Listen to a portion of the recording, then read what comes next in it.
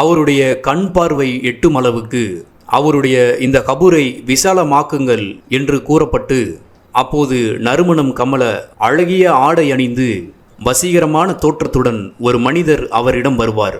அம்மனிதர் அவரை நோக்கி, உனக்கு வாக்களிக்கப்பட்ட உனக்கு மகிழ்வூட்டக்கூடிய அந்த நாள் இதுவாகும் என்று கூறுவார். அந்த இறை நம்பிக்கையாளர் அந்த மனிதரை நோக்கி, நீங்கள் யார் என்று கேட்பார். அதற்கு அந்த மனிதர், நான் தான் நீ உலகத்தில் செய்து வந்த நல்ல காரியங்கள், அதாவது நல்ல அமல் என்று கூறுவார்.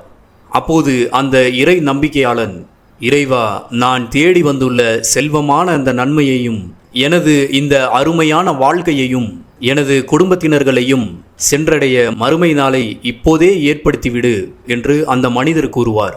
பிறகு அவர் கியாம நாள் வரைக்கும் தூங்கிக் கொண்டே இருப்பார், புது மாப்பிள்ளை போன்று என்று அல்லாஹ்வின் தூதர் நபி ஸல்லல்லாஹு அலைஹி வஸல்லம் அவர்கள் குறிப்பிடுகின்றார்கள்.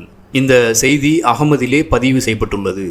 மேலும் புகாரி என்ற நபிமொழி தொகுப்பிலே 1338வது ஹதீஸாக இடம்பெறுகின்றது.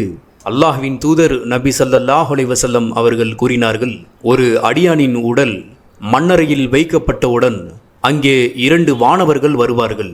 அந்த வானவர்கள், உன்னுடைய இறைவன் யார், உன்னுடைய வேதம் என்ன, உன்னோட நபி யார் என்று கேட்பார்கள். அந்த உலகத்திலே நல்ல அமல் செய்யாமல், நல்ல காரியங்கள் மக்களுக்கு நன்மை புரியாமல், இறைவனை வணங்காமல் இருக்கக்கூடியவர்களுக்கு அவர்கள் கேட்கக்கூடிய எந்த கேள்விகளுக்கும் பதில் தெரியாது. பிறகு அவர்கள் அடிப்பார்கள்.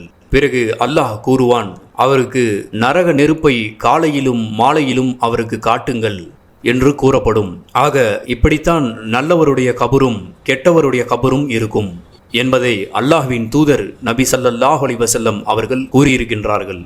ஆக நாம் இந்த உலகத்திலே இருக்கக்கூடிய நாள்களில் அதிகம் நாம் நல்ல காரியங்களில் ஈடுபட்டு நல்ல அமல்களை செய்து நாளை மண்ணறையில் நாம் வெற்றி கொள்வோம். அல்லாஹ் நாம் அனைவரையும் பாதுகாப்பானாக. இன்ஷா அல்லாஹ்.